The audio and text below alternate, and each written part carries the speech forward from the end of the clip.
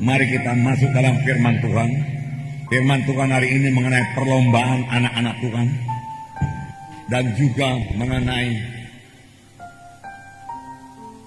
kasih Tuhan kepada anak-anak Tuhan, di mana Tuhan mau kita ini semua bertumbuh, berbuah dan sampai kepada maksud Tuhan.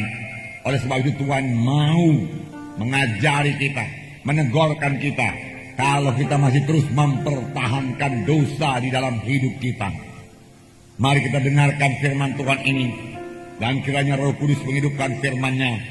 Pengertian kita bertambah-tambah, kita disegarkan, dan kita mau menjadi pelaku-pelaku firman Tuhan.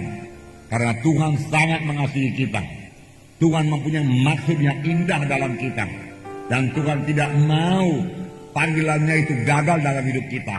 Sebab Tuhan tidak mau pengorbanan yang diberikan Tuhan bagi kita itu menjadi sia-sia.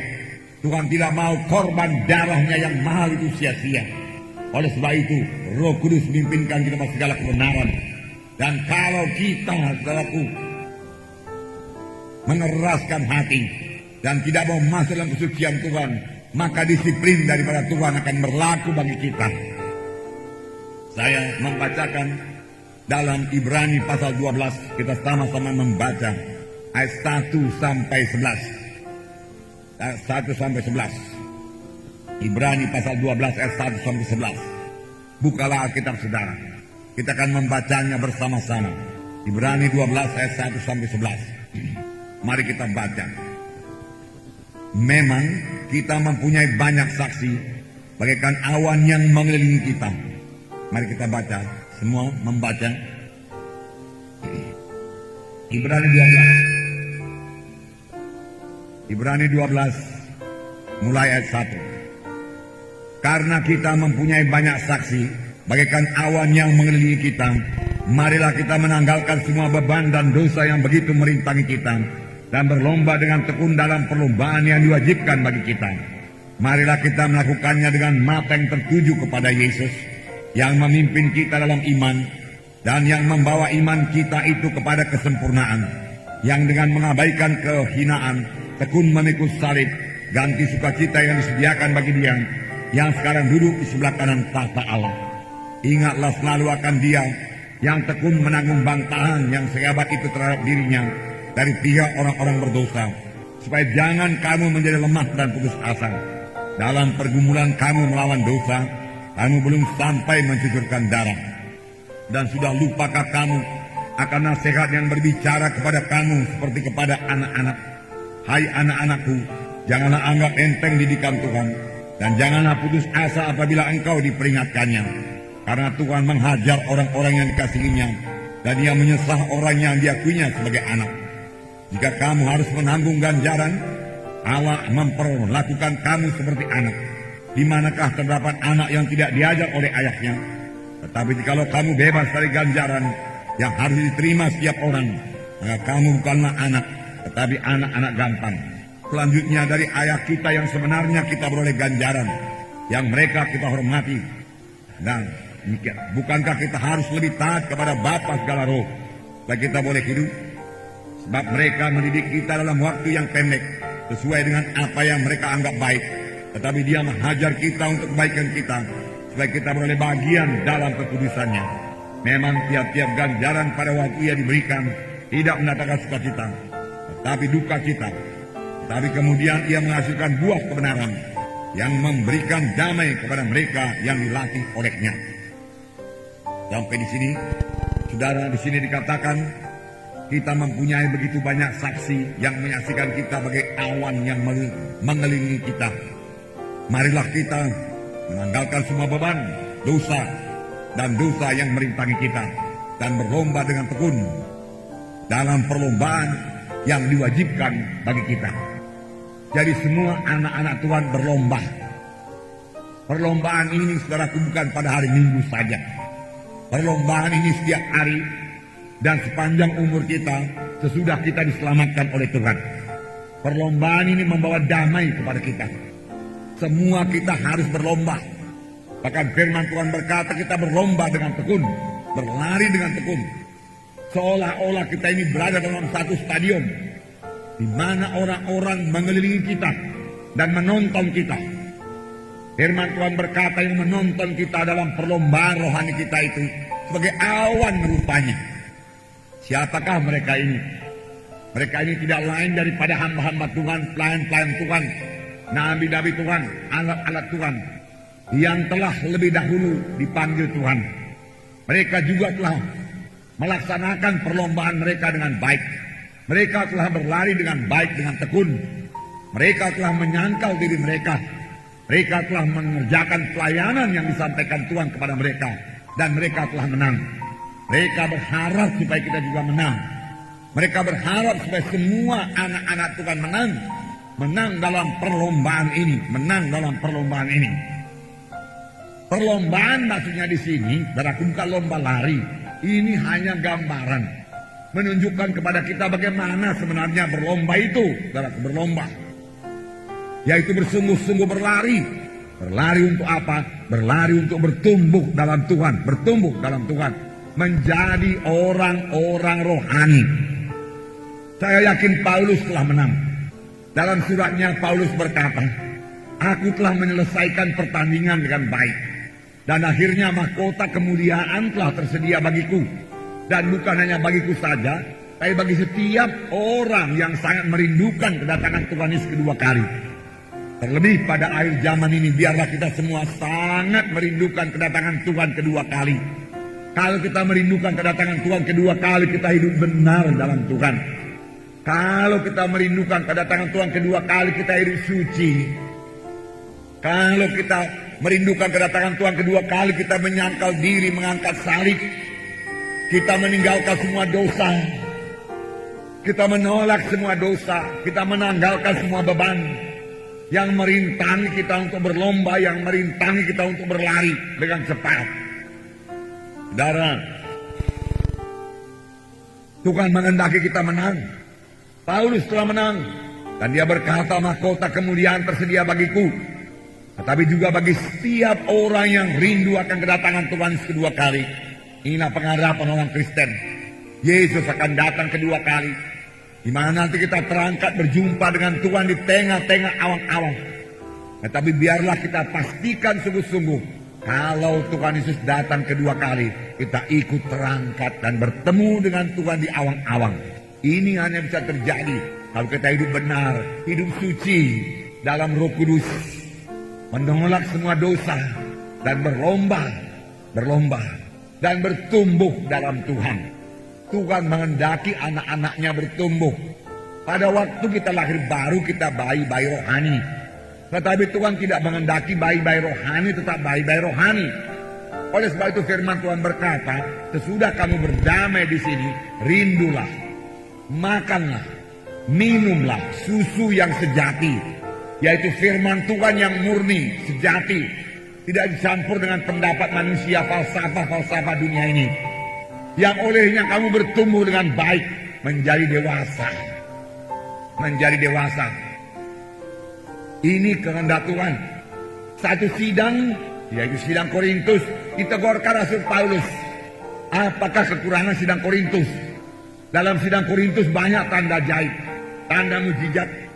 Juga karunia-karunia roh bekerja dalam sidang Korintus. Mereka bisa bernubuat, mereka berbahasa roh.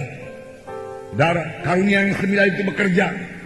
Tetapi Paulus berkata, aku tidak bisa bicara kepadamu sebagai orang rohani, tetapi kepada orang yang masih dalam tabiat duniawi. Engkau bukan Kristen rohani, engkau Kristen yang masih duniawi. Jadi rupanya setelah lahir baru, kita ini bisa menjadi orang Kristen yang duniawi, dengan pikiran duniawi, dengan keinginan-keinginan duniawi, ya, belum memiliki pikiran yang rohani, belum jadi orang rohani. Maka kita tidak mengerti perkara-perkara rohani. Dan Paulus mengeluh kepada mereka, aku tidak bisa menerangkan kepadamu perkara-perkara rohani, karena kamu masih dalam tabiat duniawi, Kristen duniawi. Bahkan Paulus berkata, dalam kamu ada pertengkaran, ada perselisihan, ada berpihak-pihak. Aku pihak Paulus, Paulus, aku Apolos, dan lain sebagainya. Bukankah itu menunjukkan kamu dalam tabiat duniawi? Bertobatlah, bertumbuhlah. Paulus berkata, jangan tetap anak-anak, jangan tetap Kristen duniawi. Mari masuk jadi Kristen rohani, yang memikirkan perkara rohani, yang haus dengan perkara-perkara rohani, yang lapar akan perkara-perkara rohani, lapar akan firman Tuhan, suka akan firman Tuhan, suka akan urapan Tuhan, suka akan kuasa Tuhan. Amin, saudaraku. Bertumbuhlah, bertumbuhlah. Jadi orang rohani pada akhir zaman ini, saudara berurat berakar pada akhir zaman ini dan bertumbuh dengan baik. Ini memerlukan penyangkalan diri. Berlomba. Saudara ingat, Paulus juga memberikan perumpamaan dalam perlombaan, yaitu seorang atlet. Apakah diperbuat seorang atlet supaya dia bisa menang? Latihan, tekun, penyangkalan diri. Makanan diatur, tidur diatur, latihan diatur. Tetap latihan dengan keras. Dan firman Tuhan berkata kita ini juga seperti atlet. Tidak ada santai, saudaraku. Dalam Roh Kudus, menyangkal diri, mengangkat salib. Senantiasa firman Tuhan dalam hati dan pikiran saudara. Kasih Tuhan memenuhkan saudara. Inilah perlombaan dalam Tuhan, saudaraku, perlombaan dalam Tuhan. Jaga kondisi rohani saudara. Tetap suci, amin. Suci, ya. Menolak semua kehendak daging, mematikan kehendak daging, amin. Dalam mengasihi Tuhan, mengasihi jiwa-jiwa, amin. Dalam damai Tuhan yang merupakan barometer kita. Jangan hilang damai sukacita Tuhan. Amin. Miliki pikiran rohani. Haleluya. Inilah berlomba dalam Tuhan. Miliki pikiran rohani. Ini berlomba dalam Tuhan. Nah, apa kita berbuat supaya menang? Firman Tuhan tadi mengatakan, tanggalkan semua beban yang merintangi kita. Pertama, tanggalkan beban. Kemudian tanggalkan dosa. Rupanya beban dan dosa ini dibedakan. Nggak sama. Kenapa beban duluan dituliskan baru dosa? Tanggalkan semua beban dan dosa yang begitu merintangi kita. Seorang pelari lomba, saudaraku. Dia mau memakai pakaian yang seringan-ringannya. Sepatu yang seringan-ringannya. Dia akan tidak pernah mau membawa beban 1 kilo untuk berlari. Supaya menang. Tidak. Dia tidak mau bawa beban. Firman Tuhan juga berkata, tanggalkan beban. Sepatu seringan-ringannya. Pada waktu saya masih di Amerika, saudaraku, saya membeli satu sepatu. Sepatu jogging, sepatu lari. Saya sangat bersyukur Tuhan pimpin saya beroleh sepatu yang baik dengan harga sale. Sale artinya, saudaraku, harga diskon. Harga murah, kira-kira. Saudaraku, saya beli dengan harga 20% saja. Ya. Jadi ringan sekali sepatu itu. Saya suka sekali memakainya. Memang itu tidak bisa dipakai kuliah. Kalau kuliah seperti ini, saudaraku, harus pakai dasi lengkap sepatu, saudaraku. Nah, tapi selesai kuliah, saya sering ke kantor pos. Kalau tunggu bus, lama. Kalau naik taksi, mahal. Jadi apa yang diperbuat? Larilah ke kantor pos karena waktu cuma sedikit. Cuma 2 jam siang yang ada pre, saudaraku. Yaitu jam makan dari jam 12 sampai jam 2. Jadi sebelum masuk kuliah lari, saudaraku, setelah makan dengan cepat-cepat, kemudian lari kantor pos. Dan sepatu yang ringan itu menolong saya berlari. Coba kalau sepatu saya berat, sepatu kulit. Sebab di sana di kantor posnya nggak boleh saudaraku berdesak-desakan. Satu orang aja di muka kasir itu, saudara. Kalau orang itu banyak pula ceritanya, banyak pula suratnya, mau kirim kemari, mau kirim ke sana, saudaraku, beri perangko lagi segala macam. Wah, makan waktu, kita harus sabar menunggu di belakang. Jadi sepanjang jalan pun berdoalah supaya nanti jangan banyak orang. Kalau sampai di kantor pos, mana sudah 1,5 kilometer kira-kira, saudara, kelihatan masih banyak orang, 20 orang antri, pulang saja, takkan siap itu, saudaraku. Balik lagi, lari lagi, pulang, lari lagi. Masuk lagi kuliah.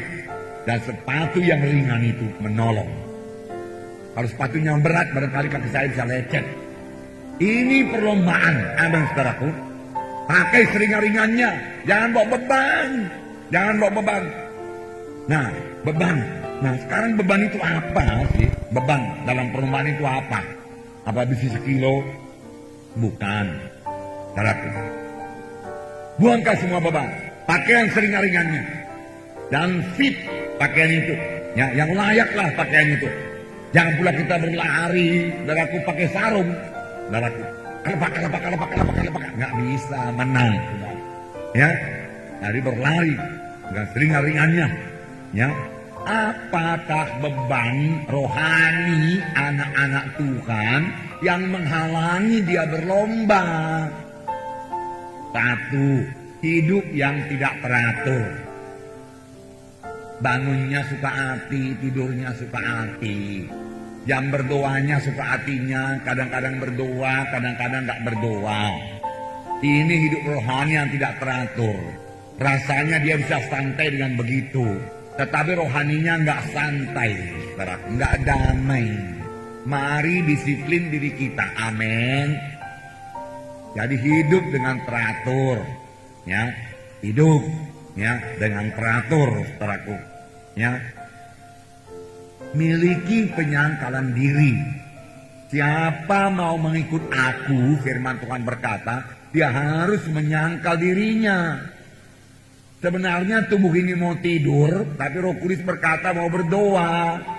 Sangkal diri, masuk dalam doa, itu membawa saudara kepada kemenangan. Badan ini, daging ini, berdoa 10 menit, dia mau berhenti. Saudaraku, ya.